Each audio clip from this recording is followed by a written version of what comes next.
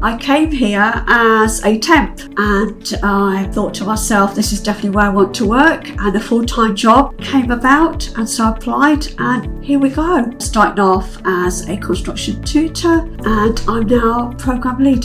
I used to work at a mainstream college and the students that had learning difficulties were put to the side, and it's almost like they didn't matter.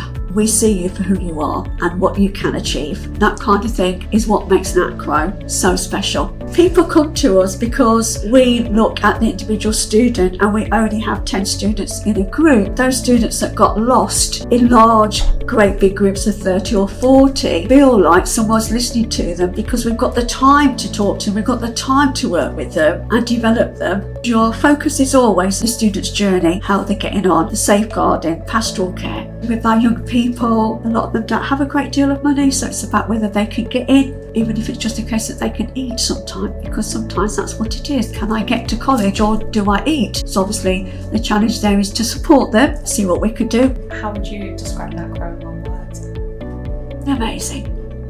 What a great place to work. I'm going to tell you something personal. I think that's important. I had cancer. I would say to you that Nacro became my fantastic family that supported me all the way through and still do. What I would have done without them, I actually don't know.